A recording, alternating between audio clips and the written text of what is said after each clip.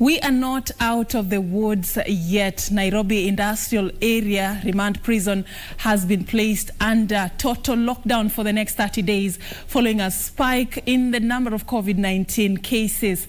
News that is just coming as the Ministry of Health is concerned about the increase on the number of positive COVID-19 cases in counties that were initially considered low risk. So if you thought it's time to put your guard down, then you may just have to think again. A very good evening. Welcome on board on a day when we got so much lined up for you, including news concerning the back-to-school season. The Ministry of Education today released the 2020 revised school calendar. We will be letting you in on what is happening in terms of the preparedness of reopening of learning institutions in our comprehensive news bulletin that begins right now. But first, here are the highlights. Ministry of Education releases academic calendar requiring candidates in grade 4 learners to report to school on Monday next week. University and college students troop back to institutions of higher learning in phased-out reopening of learning institutions.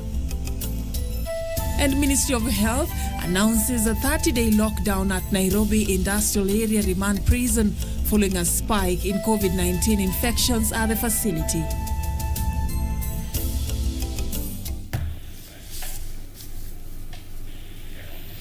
All right, welcome on board. My name is Serfine Achieng Ouma, and our sign language interpreter tonight is Lucy Mwaura.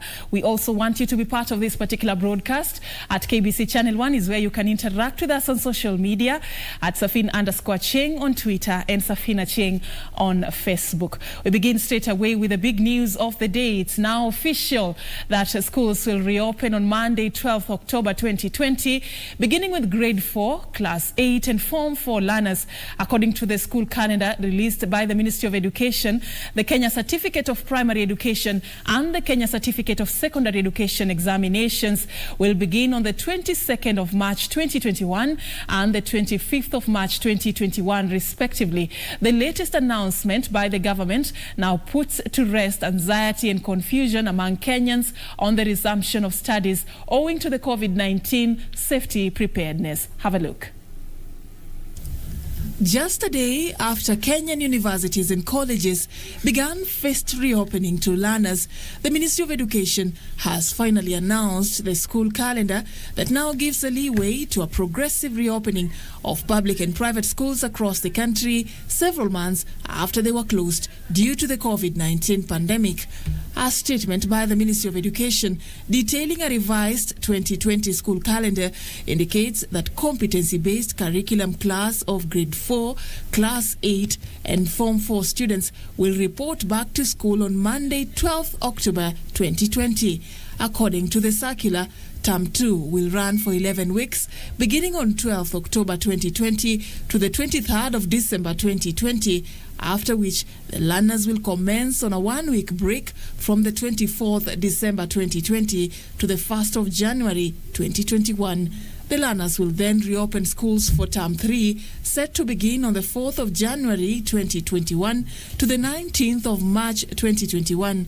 According to the Ministry of Education, KCPE candidates will write their national examinations from the 22nd of March 2021 to the 24th of March 2021, and the KCSE candidates will sit for their final secondary school examinations from the 25th of March 2021 to the 16th of April 2021.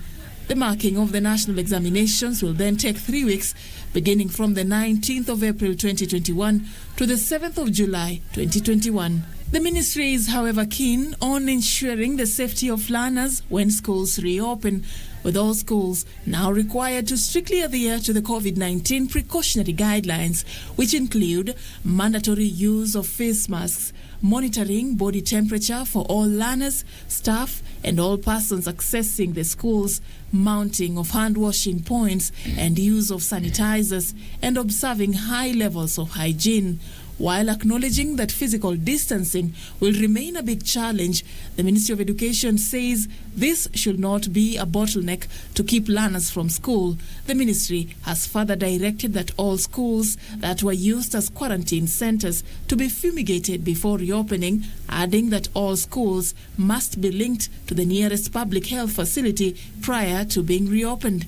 The decision by the Ministry of Education has presented a much bigger dilemma for parents and caregivers who now have to face the financial implications of taking their children back to schools amidst the economic downturn caused by the coronavirus pandemic.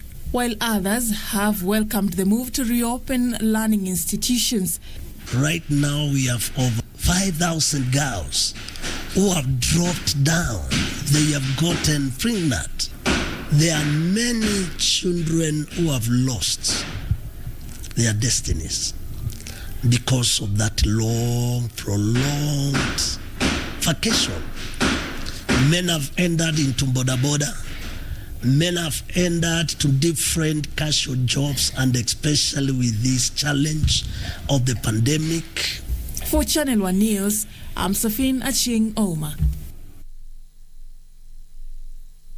That indeed is going to attract mixed reactions in the coming days. Now, what about institutions of higher learning? Students in various higher learning institutions reported back for studies following the phased reopening of learning institutions that kicked off on Monday countrywide. A spot check on various campuses indicated a high turnover of students reporting back amid strict COVID-19 protocols. Jackie Wambiru tells us more. Just a day after the phased reopening of learning institutions commenced after closing since March due to the COVID-19 pandemic, these were the scenes that characterized various learning institutions across the country. The institutions ensuring they observe strict adherence to the COVID-19 prevention measures in efforts to curb the spread of the virus in learning institutions.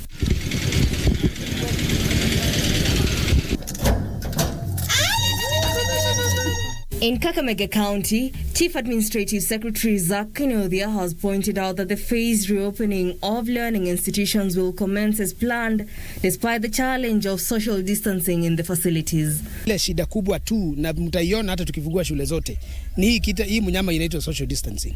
Kwa sababu sasa hakuna lolote limebadilika, lakini watoto wetu ni wale na pengine wataongezeka. Kwa hivyo hiyo ndio tu changamoto tulionayo na tutakuwa tunaiaddress.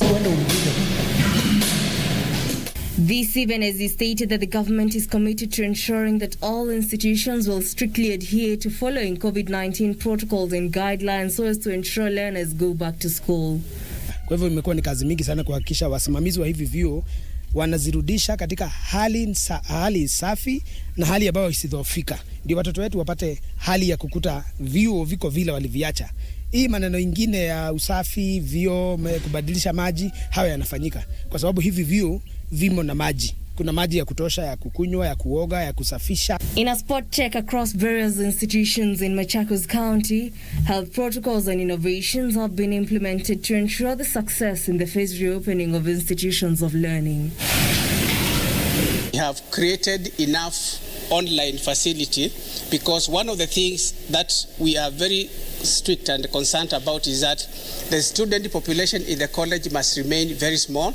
So although we have got adequate facilities with social distancing, we are going to have a very good timetable that will ensure there is a good blend between face-to-face classes and online. Private learning institutions now appealing to the government to allow learners to have access to help loans so as to cushion learners during the COVID-19 era. Students in private colleges to access help loans, just like students in private universities can access help loans. We keep on wondering why private students who are also Kenyans get discriminated in getting help loans while their counterparts in tertiary public institutions are able to get that funding. So we'd like to appeal to the government to really consider these young people to get those loans so that they can be able to access education. The same situation was replicated at the Technical University of Mombasa as students stand up in numbers at the institution. A group of students from the university lauded the phased reopening of learning institutions across the country, stating that this will allow them to complete their academic years as scheduled. Watu wameketi nyumbani miezi 5-6 bila kurudi shule, na wengine walikuwa wamesalia na wiki 2-3 wamalize masomo. Kwa hivyo ilikuwa jambo la kusikitisha hapo nyuma kuona kuna mikutano ya kisiasa, makanisa yakafunguliwa, wakaja wakafungua mpaka baa, lakini skuli zilikuwa hazifunguliwa. Kwa hivyo it was a bold step kuamua kwa shule zifunguliwe. This even as they urged the Ministry of Education to put into consideration tough economic times and come up with a strategy that will ease the burden on parents who may be unable to pay school fees immediately. Uchumi umekuwa mgumu. Watu wamekaa nje muda mrefu, hakuna biashara, wazazi hawana. Baadhi ya wanafunzi wanajitegemea wenyewe. Tungeomba tu serikali kama ingeangalia tu kidogo namna ingeweza kusaidia wanafunzi. Ningependa kuomba rais na Ministry ya masomo ni kwamba wa inject kidogo stimulus package katika sekta ya elimu ili wanafunzi wote waweze kurudi shule wafanye kazi zao. It will make more sense wakifungua shule na wamesupport wanafunzi ili waingie wasome, badala ya kusema tu basi tumewafungulia shule rudini na hawawezi lipa karo. Reporting for Channel 1 News, I'm Jackie Wambiru. And on the trends of the COVID-19 infections in the country, the Ministry of Health has put the Nairobi remand prison on a total lockdown for the next 30 days following the rise in the number of COVID-19 infections at the facility. Speaking during the daily COVID-19 briefing on Tuesday, Health Chief Administrative Secretary Dr. Rashid Aman said out of the 64 COVID-19 infections reported in Nairobi County over the last 24 hours, 45 of them were from the Nairobi Industrial Area Remand Prison. This comes as the country recorded 137 new cases from a sample size of 1,258 samples. Emily K. Bade with the story.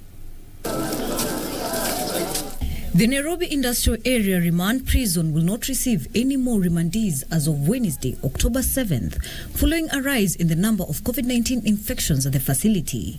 I want to inform you that we have noticed that there has been an increase in the number of COVID cases in our prisons, particularly the Nairobi Industrial Remand Prison. For instance, of the 64 cases that Nairobi reported, for the past 24 hours, 35 out of these 64 cases are prisoners. That is 55% of the number of confirmed cases in Nairobi over the past 24 hours came from Nairobi Remand Prison. Making the announcement on Tuesday, Health Chief Administrative Secretary Dr. Rashid Aman said the ministry has noted an increase in COVID-19 cases in prisons, particularly in the Industrial Area Remand Facility. Visits to the facility have also been suspended.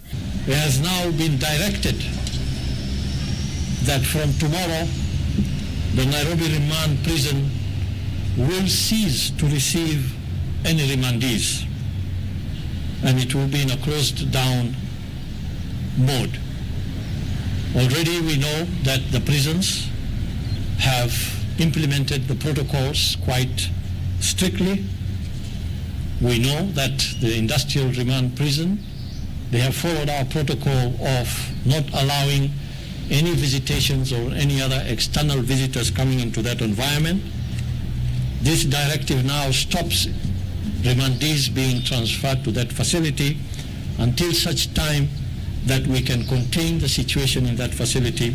Aman further highlighted a worrying trend in Turkana County where 34 coronavirus cases were recorded in the last 24 hours, 33 of them being from the Kakuma refugee camp, with 10 being new arrivals. When you look at the Turkana, which had another large number, 33 of the 34 cases from Turkana come from the Kakuma refugee camp. And in this camp, those 33 cases, we know that 10 of those cases are new arrivals into the refugee camp. On Tuesday, the Ministry of Health reported 137 new cases from a sample size of 1,258, bringing the total number of confirmed cases in the country to 39,586. Distribution of the 137 cases by counties is as follows. Nairobi is leading with 64 cases. Turkana for the first time recorded the second highest number of positive cases at 34. Mombasa 12, Kiambu 8, Uasin Gishu 6, Trans Nzoia 4, Meru, Nakuru, Kajiado, Kericho, Kisii, Kisumu, Laikipia, Machakos and Tharaka Nithi with 1 case each. During the same period, 296 people were given a clean bill of health, increasing the total recoveries to 27,328. Currently, the death toll from COVID-19 in the country now stands at 743 after 8 patients succumbed to the disease. A man also appealed to Kenyans not to drop their guard so as to avoid a second wave hitting the country. Fellow Kenyans, the testing that we have so far carried out, both at the national and county levels, has shown that the positivity rate has yet to come down to the point that we would desire. In the last 1 week, following the relaxation measures by His Excellency, the President, the positivity rate is still hovering at a level that still remains high for our liking. It is for this reason that we are appealing to our fellow Kenyans not to lower your guard. For Channel 1 News, I am Emily K. Bade. It is indeed not time to put your guard down. Personal responsibility is still needed in the fight against COVID-19 in the country. Now, President Uhuru Kenyatta has said he has no intentions of militarizing the country, as many might think, speaking while flagging off the 84 repaired vehicles, among them ambulances and fire engines, at the Nairobi Metropolitan Services Garage. The head of state said that his only intention is to work with people who have the same mindset when it comes to development. The first fleet of 84 vehicles flagged off by the head of state takes off.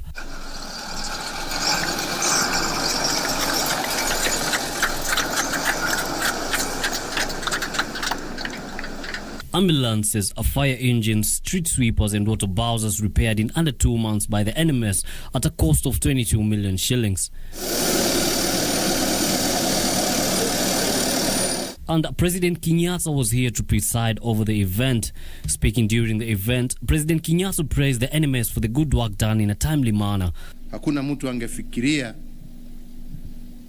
ya kwamba tungekuwa tumesimama hapa baada ya miezi miwili na tuone yale ambaye tumejionea leo. The president reiterating on the importance of learning a lesson from the good work done by the NMS. Taweza kutengeneza na tumeambiwa gharama ya kuzitengeneza ni zaidi ya kununua magari mpya. Akaniambia hapana, hizi gari mimi na maofisa na askari wangu tutatengeneza. General Badi highlighted that this is just the first phase of repairs, stating that they have plans of repairing an additional 74 vehicles so that the residents of Nairobi can enjoy quality services. A robust and reliable transport is key to service delivery. We have therefore recruited additional 22 artisans and mechanics from retired members of KDF to address the acute shortage of technical personnel in this facility. The new fleet of the repaired vehicles was said to be sold as scrap metal, and the efforts to repair them at a low cost and in a record time have been hailed by the president, who said obtaining new ones would have been a costly affair. Yusuf Farah, Channel 1 News. Thank you, Yusuf, for that report. Now, along the corridors of justice, Chief Justice David Maraga is set to appoint a 3-judge bench to hear a case in which governors are challenging a court directive barring serving governors from office once charged with graft. This follows a petition by the Council of Governors seeking temporary injunctions to stop governors charged with graft from stepping aside from office pending legislation by Parliament. Serfine with more details.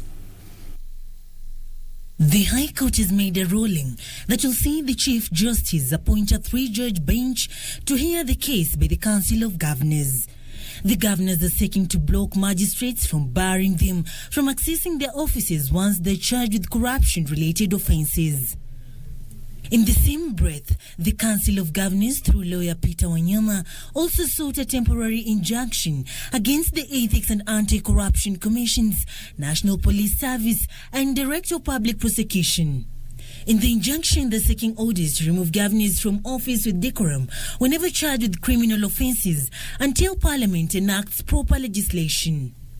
In an annexed affidavit by the Council of Governors Chair Wycliffe Oparanya, he argues that stepping aside leads to a governor indefinitely not accessing office without proper laws on the duration he is expected to step aside, the status of the governor, whether the governor can perform any executive functions, who performs functions of the governor while away, and on the resumption of office after trial, what happens. So far, 5 governors include Samburu Governor Moses Lenol Kulal, Garissa's Ali Korane, Migori's Zachary Obado, Nairobi's Mike Mbuvi Sonko, and impeached Governor Ferdinand Waititu have been barred from accessing office by the courts. The petition will be mentioned before a panel of 3 judges to be selected by the Chief Justice to hear and determine the petition on the 21st of October. Meanwhile, Magistrate Zainab Abdul has ruled that the affidavit by the late Tekram Wigai's mother Tabitha Karanja was properly filed through the e-filing system launched by the Chief Justice. This is after prosecution sought to withdraw an inquest into the matter and have the matter moved to Lamu. The magistrate Zainab Abdul directed the prosecution to serve and file the responses by the 9th of October, and the deceased mother's counsel, led by James Orengo, to serve the supplementary affidavit by the 13th of October. The hearing will be on the 14th of October. Finally, 3 accused persons in the Westgate Mall attack that happened in September 2013 will know their fate on Wednesday. Chief Magistrate Francis Andai is expected to give the judgment at 8 a.m. on Wednesday. For Channel 1 News, I'm Serfine Robbie. And now on to some sad news. 5 people are nursing injuries following a suspected Al-Shabaab attack on a bus between Daba City and Katulo, Mandera at around 11 a.m. on Tuesday. Mandera County Commissioner Onesmus Kiadha said those injured are receiving treatment for bullet wounds on the legs. The casualties are admitted at Katulo Level 3 Hospital, Referral Hospital. Police have launched a manhunt for the attackers. To date, up to now, it's not well known because none was found at the scene as the law enforcers arrived at the scene. More information on their intentions will be known once any valid information is received through the various intelligence we have on the ground and the patrols which have been enhanced in that area with the view of getting the intentions or getting the attackers of the bus. From the information we have received, this bus was sprayed. We are getting into reports that it was waved down to stop, but the driver defied to stop. So these people became irate, started spraying the bus with bullets. So unfortunately, the occupants, or rather the passengers who were inside, only around 5 were injured with gunshot wounds. It's lucky enough that they have been treated at the various hospitals we have around those areas from Elwak to Kotulo, and have been confirmed that they're in stable conditions.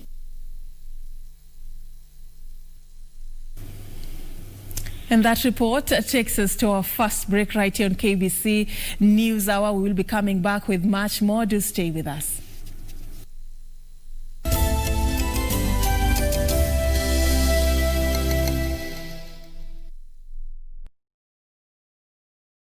When the world changed, it made us go back to the simple joys and love the little things even more, like serving up your best, eating together, and sharing more.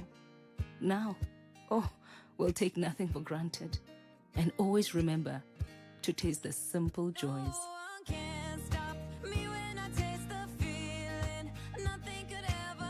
Coca-Cola, taste the simple joys. Next on. I need to speak to you, son. I'm at home, so you get yourself back here as soon as you can. So you didn't put gas in the car before going out on the highway? Well, I didn't know I was running out of gas. You didn't know it? It's your fault too. You didn't notice either. Oh my goodness. You know, he showed up today wearing brand new clothes. Where's he getting his money from? I've totally failed him. No, that's not true. Diego.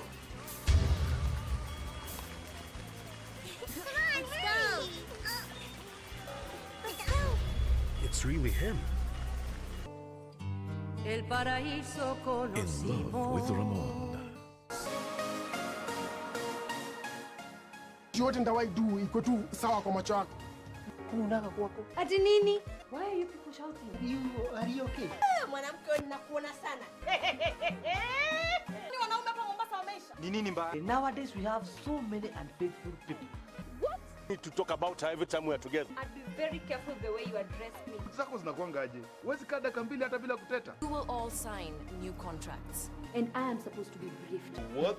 Taki ujinga. Oof.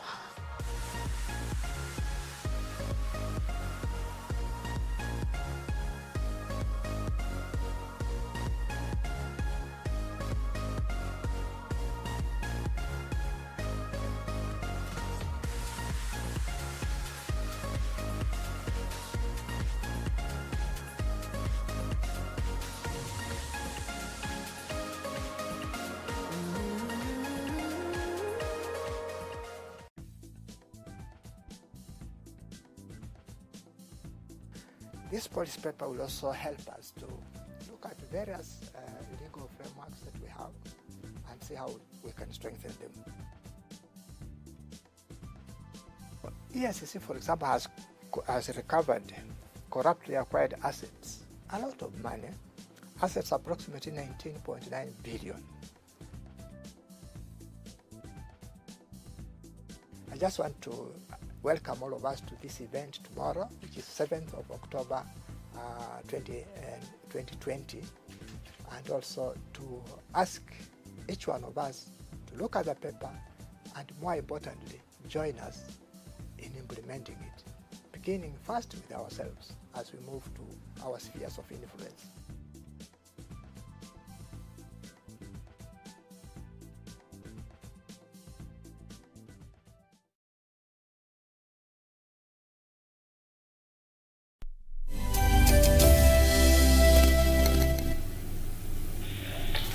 Welcome back. We really appreciate your company tonight, and we also invite you to continue interacting with us on social media at KBC Channel 1 and at Serfine_Achieng. Now on to some political matters. Deputy President William Ruto has asked the police to hold to account those behind the Murang'a violence on Sunday. He said that the perpetrators were well known.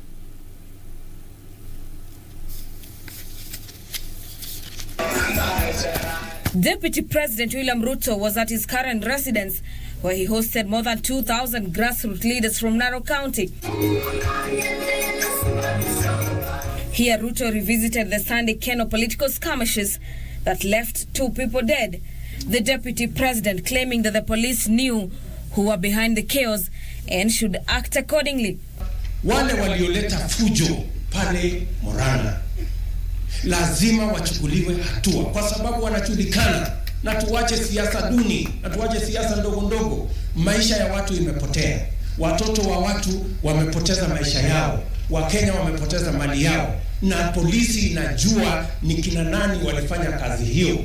The DP said security apparatus should not be used for political reprisal. Na ndio mimi nataka nichukue nafasi hii nimuulize Inspector General wa polisi na jeshi lote la polisi, tafadhali msikubali jeshi ya polisi kufanyiwa siasa na kuleta fujo kwa mambo ya siasa. Leo wako na nguvu ya kuingia katika vyumba vya ibada na kurusha tear gas ili kuzuia naibu wa rais kuendelea na shughuli zake za kujenga nchi. Katiba ya nchi inasema hivi: kila Mkenya ana haki popote alipo kuzuru nchi, kufanya biashara na kuwania viti katika sehemu mbalimbali. Wheelbarrow ni expensive. Sisi tunahitaji hiyo wheelbarrow, tunahitaji hiyo mkokoteni, lakini wala ambao walisaliwa kwa nyumba ya matajiri hawaelewi. Hata ukiambia nimelala njaa, anaita daktari, anafikiri uko na typhoid ama malaria, ndio inapoteza appetite. Hawajui kuna watu wanalala njaa kwa kukosa kabisa chakula. This as the Parliamentary Security Committee says it will summon Interior CS Fred Matiang'i and Inspector General of Police Hilary Mutyambai on Wednesday to shed light on measures taken to stem the recurrence of political violence that occurred in Kenol and the progress of investigations so far. Na mimi nimepatia information na nilikuwa wakati huo nilikuwa Kitale. Nimeambiwa ni nani na nani na nani ambao wana mpango njama hii ya kuharibu Kenol. Naona kuharibu hiyo sheria ilikuwa kwa kanisa. This as a section of Muranga residents took to Kenol streets in a peaceful demonstrations to condemn the Sunday chaos. The residents, who majority were youth, carried a coffin and marched the sub-county headquarters where they presented a petition to Deputy County Commissioner Mawira Mongania. Tungetaka kuomba vijana waache kutumika na wanasiasa ambao hawana future na vijana wetu. Viongozi ambao wanaleta siasa duni ambazo zinafanya vijana wetu waweze kupigana, hiyo tabia tunakemea. Na kwa nataka nidhibitisha kwamba nimepokea taarifa yenu ya pamoja kama shirika, na tutaangalia mambo yote ambayo yameandikwa pale ndani kwa uangalifu.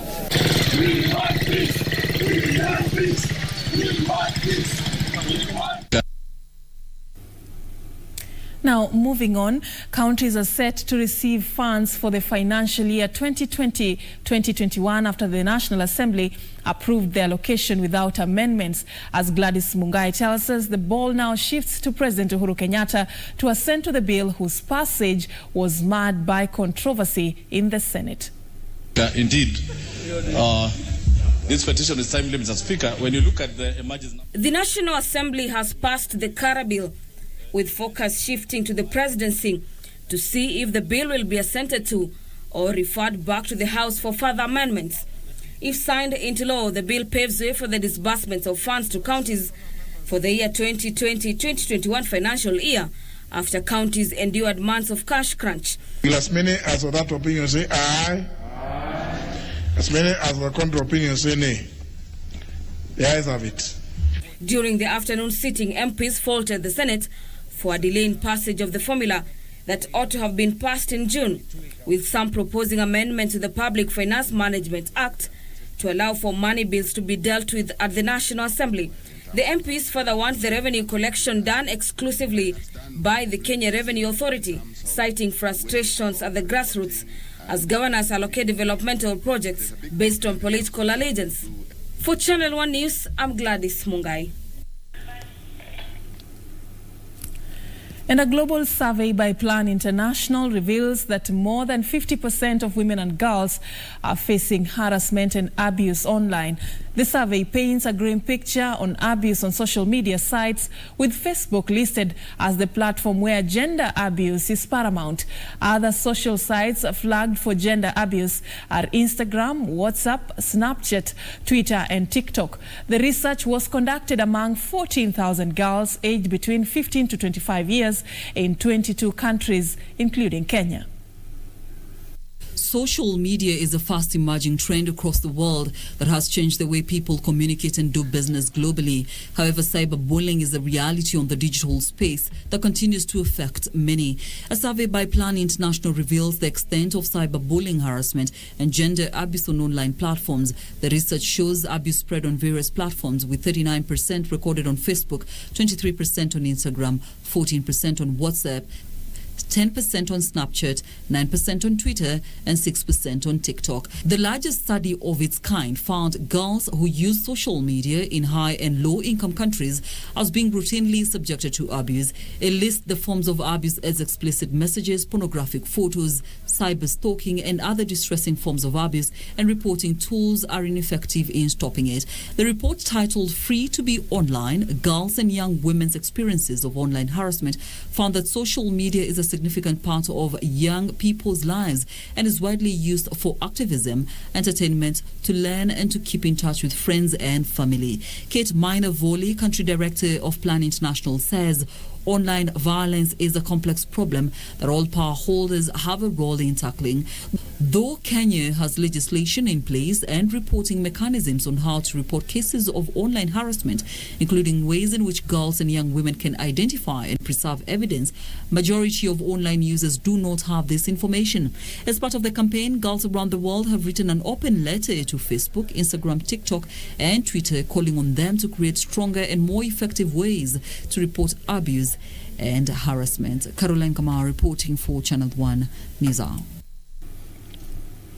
Now to news from across the counties. Migori County Assembly has elected Matthews Chacha as the Deputy Speaker amid heated debate. Chacha replaces George Omamba, whose reinstatement was blocked by the Labour Relations Court in Kisumu. Meanwhile, the National Research Fund is decrying the steady drop in allocation towards research. More details in the county briefs. It was a heated debate in Migori County Assembly as the MCAs voted for the Deputy Speaker. The debate would culminate in the election of Matthews Chacha as Deputy Speaker. A section of MCAs led by former Speaker disputed the elections, terming it as unprocedural. Chacha garnered 41 votes while 11 MCAs opted to abstain from taking the vote. Chacha has since been sworn into office by Migori Chief Magistrate Dickson Odhiambo. Meanwhile, in a joint consultative forum, the chairs of public and private universities are demanding the government increases funding towards research in the wake of the pandemic. The National Research Fund Kenya received 324 million shillings in the 2020 financial year, down from 3 billion shillings in 2017. And I think it's an issue of understanding the value or the importance of research. I've been discussing with members of parliament, and they want to be squarely involved because budget decisions are made by parliament, and we are represented by the Parliamentary Committee on Research and Education. So they are willing to interrogate this issue and fully support funding for research. In the meantime, Laikipia County Government, in collaboration with Bayer East Africa, has started distributing maize seeds to farmers in readiness for planting during the onset of the short rains. The county has procured over 30 tons of the certified seeds that will first be distributed to farmers in Laikipia East this month before the exercise is conducted in Laikipia West in February next year. Hii mbegu imekuwa specially treated ndio iweze kutoa yield kubwa zaidi. Kwa ile pakiti ya kilo 2 unaweza vuna gunia 8 mpaka 10. Elsewhere, a family in Kinondo in Kwale County is appealing for help after their kin reported she is being mistreated in Saudi Arabia. Mwanaiki Said, who is 34 years and a mother of 3, went to Saudi Arabia to work as a house help after she was recruited last year by a recruiting agency. Sasa tatizo hilo, hata tukipiga simu yule aliyekuwa hali ya kuwa alimchukua pia sahi achukui simu. Hivi mimi naomba mnifanyie msaada mwenzenu. Mtoto wangu arejee nyumbani. And a section of leaders from Kuria community have called on the government to find a diplomatic way to ending female genital mutilation. Led by Kuria East Member of Parliament Maisori Mara Kitayama, the leaders say the entrenched culture cannot be fought through law enforcement. The legislator said that the only way to end FGM in the region is through encouraging the young girls from the Kuria region to embrace formal education. Take our girls to school. Let them know the importance of not doing this thing. Even if they have done this thing themselves, when they grow up to become mothers, they will not subject their children to it because they will have gone through education. Meanwhile, tea lobby groups have strongly condemned the Council of Governors' move to reject the new tea regulations, citing the governors have no role in the reforms. Led by their chairman, Irungu Nyakera, the team said that the reforms were unstoppable and they were looking forward to the success of the same. The governors actually have no role to play at this point on matters of the tea regulations, because the tea regulations are a product of a journey that started in 2014. They went through stakeholder consultations, and on June 29th of this year, they were gazetted. Finally, residents of Keroka village in Kangemi have received donations of food and non-foodstuffs following a fire breakout that occurred last night. Nairobi Deputy County Commissioner Bernard Okiri received the food donated by Malga Mission to the affected families. The over 60 families who have been seeking shelter from relatives and friends received the donation even as they called on other well-wishers to come to their aid. Hatujabaki na chochote, kila kitu imeisha, tumebaki tu hivyo zero.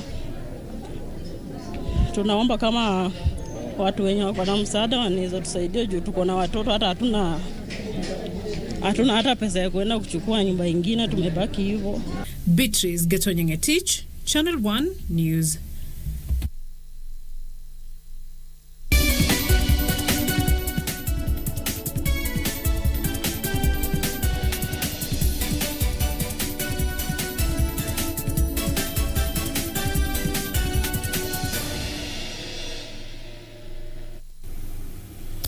And tonight, from the business world, the National Assembly's Committee on Delegated Legislation is expected to table its findings on the woes facing the tea subsector in the next 1 week. The committee's chairman, Willie Kamket, said it has so far visited all major tea-growing regions in the Republic, but insists that it is yet to exhaust views to adequately finalize its findings. Have a look. Just a day after governors from tea-growing areas rejected new sector proposals by the Ministry of Agriculture lamenting the sidelining of the devolved units in the creation of the new rules, the National Assembly's Committee on Delegated Legislation is confident that despite mixed reactions towards the new tea sector regulations, it is sure to conclude its findings within its target. Everybody now is jittery.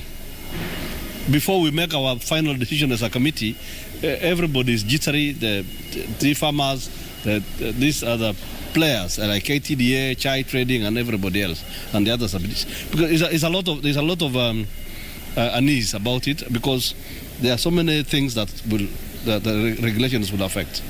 So it's normal that there are those issues that are going on in the country now. But we will make our decision independent as a committee after listening to all stakeholders. Speaking at the Chai Trading Limited Miritini plant, Mombasa County, National Assembly's Committee on Delegated Legislation Chairman Tiati MP Willie Kamket said that it is critical to balance both the views of the farmers and the tea processors. This committee has gone around the country to listen to farmers, and also wanted to listen to these KTDA subsidiary companies on the entire value chain of tea. And what we are interested in is the regulations that have been that before us, and we have listened to them in the same manner that we have also listened to the farmers. So after this, we are going to sit down and make our decision as a committee after listening to all stakeholders in the tea industry value chain. That's the reason why we are here. We are not, as a company, against the regulations. Actual regulations are good because they manage the way an industry is managed. All we are saying is we would request that all the players in the value chain are involved, are engaged, so that we all talk together, we listen together, so that those regulations that are not favorable for the farmer or that is likely to kill the tea industry, we look at them. The committee, during its visit at the Chai Trading Limited plant, were taking round 2 warehousing and storage facilities, all located in Miritini by Chai Trading Company Limited. Pakistan is our biggest Kenyan market. We export 160 million of kilograms of tea in Pakistan. But because of COVID-19, you know, most of the buyers there under lockdown, the banks were closed. They were not able to buy teas. Some of the teas they had bought could not be released from the ports. KTDA and Ministry of Agriculture have been at loggerheads after KTDA moved to court to compel the ministry to revoke the Gazette notice, appointing a special committee to steer reforms in the tea sector. The new proposed rules are currently under the consideration of Parliament in spite of agriculture being a devolved function. Alan Auko, Channel 1 Business.